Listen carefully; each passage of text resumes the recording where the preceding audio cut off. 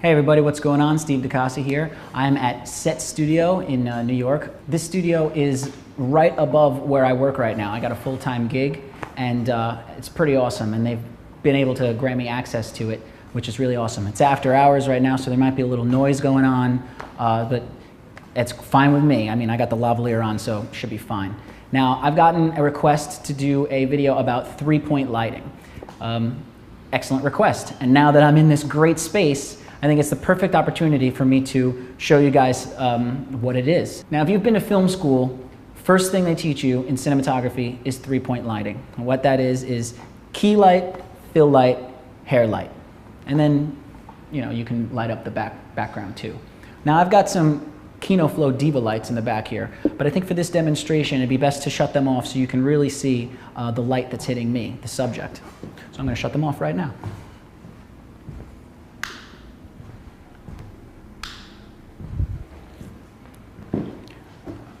A little bit more gray in the background. Now I got the wide camera set up too, so you can see everything that's going on. But when I'm talking about three-point lighting, we're talking about for a subject. You're lighting a person or an animal or something. It's not necessarily the same if you're going to be lighting an environment or if you're going to be lighting a set. It's a different mentality. But usually in filmmaking, there are people in your shots. From the people I've talked to, they're always wanting to find out cinematography things. Now, cinematography is simple. Key light, fill light, hair light. That's your ground rules. Now, depending on the mood of the story and depending on what you want to do, you can choose to have all three. You can choose to have one. You can choose to do just a hair light. You can choose to do just this, just that. You can mess around, but that's sort of your home base. That's where you start from, and you can eliminate and do what you want from there. Just off the top of my head, the movie Hugo, which won for cinematography, all the hair light in that movie, hair light back here, super hot, super hot. And if you notice in the wide shot, it's the only light that I have on that does not have a softbox in front of it. I happen to like really bright hair light. Why do we have a hair light? What's the reason for the hair light? It's to separate the subject from the background. With the hair light hitting the rim of you, it makes the edges of your body pop and therefore sticks you out and draws attention to the face. Pretty simple. Now, I'm going to take you step by step and show you what each light does, what it's there for, and how it looks on camera. So let's start with the key light.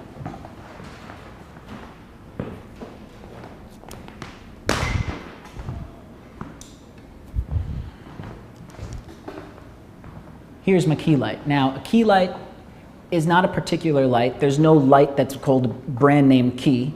It's not a brand name or anything. The key light just means the most important light in the scene, the strongest light that's hitting your subject. You can see with just the key light on and no hair light and no fill, I might have a dramatic type look. I'm dark over here, and I might be smoking a cigarette and plotting how I'm going to take over the world. Depending on if you're shooting a model or something, you might not want to light them with a strong key light because you want to make them look beautiful and flatter them, and you don't want them to be in the dark. You also have to worry about light angle. I have the light directly next to me. If it was above me or below me, if it's coming up like this, it might make me look scary making shadows on my forehead. So to fill in these shadows and make it a little more even lighting, I'm going to turn on my fill light. A little bit better, a little less dramatic. If you're just a person talking about normal things, maybe this would be the lighting for you. Now, these two lights are both 500-watt lights with softboxes in front of them. The key light is the key and the strongest because it's closer to me. The fill light is about twice as far away from me, maybe a little less than twice. Light intensity. Now, these lights just go on and off. They don't dim. So the way to get less intense light, push the light further away. Also, the light also gets softer as you push it further away. So now, as you can see, there's something just missing about the shot. I'm not popping at you. It's less filmic. How can we make this look more like a film? The simple answer, hair light. In my experience, even if there's no key or no fill and you're just using ambient light, if you can just get hair light on the subject, it makes them pop and it makes it look like a film. So let's turn it on.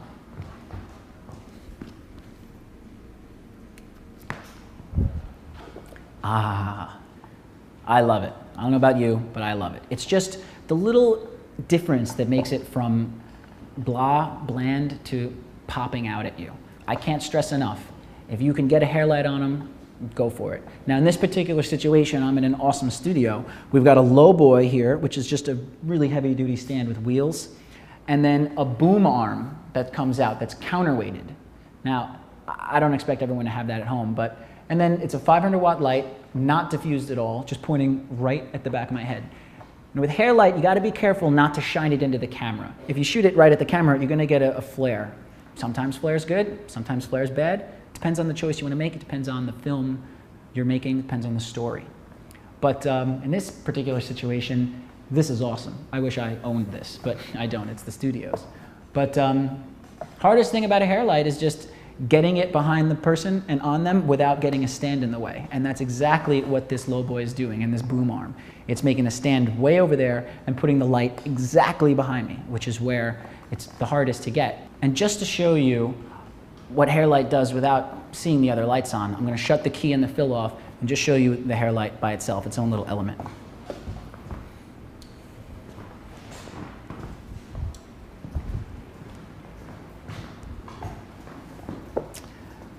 Dramatic. Now this might work in a scene. If I actually iris up, I can go up to 2.8 on here.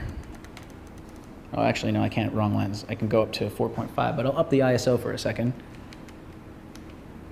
So now I'm at f4.5 at 1250 ISO.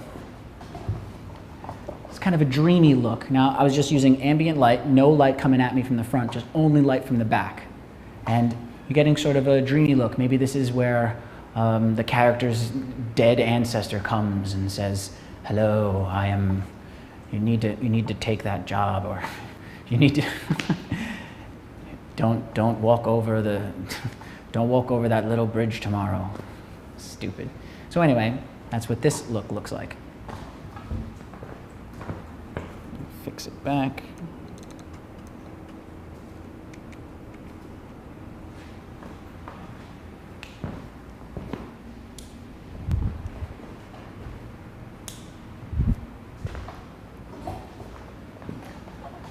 So once again, cinematography is key, fill, hair. If all else fails, just fall back on that general rule. Don't make cinematography more complicated than it needs to be. Sure, there are lots of gadgets out there and lots of ways to move the camera. They're very complicated, but I've actually worked with a DP who shot 35mm and 60mm, and in terms of being a cinematographer, in terms of being a DP, a director of photography, it's a lot about just being able to talk to the director, figure out what he wants or she wants, and translating that into a picture. Whether it looks beautiful or not, it doesn't really matter. Don't worry about the look. Don't put too much pressure on yourself. My advice is hair light. I love hair light. Give it some hair light and you've done your job. In a studio setting like this, you also want to light up the backdrop. So I'm going to turn the keynotes back on.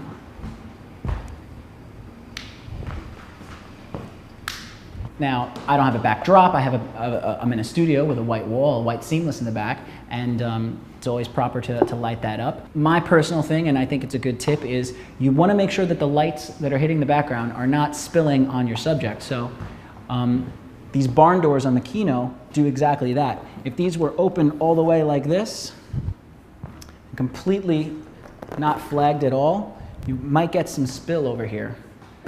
I don't know if it's too noticeable, but depending on your situation, I'm in a really good situation in a studio, that might be bad. So the best thing you can do is you can actually stand by the light and you can see where the light is being cut by your barn door here, and you just kind of want to cut it so that it cuts over here on this far side. And the same with this. You can see that it's cutting and like that.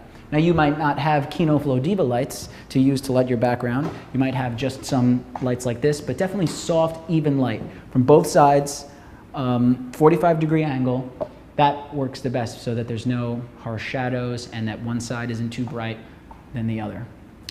Just a quick little tip right there. I know I've actually been doing a lot of green screen stuff recently, and I've been trying to key some stuff that people just did not shot the right way. So if that's something you guys are interested in, if you'd like to see a green screen lighting tutorial, be pretty much similar to this, I'll give it to you guys. Just let me know. So, okay, that was my 3-point lighting video. Guys, please like, subscribe, share it around. Tell me if I could have done anything better. Give me some more questions, send me some messages. I'm Steve DeCasa. Happy filmmaking. Peace.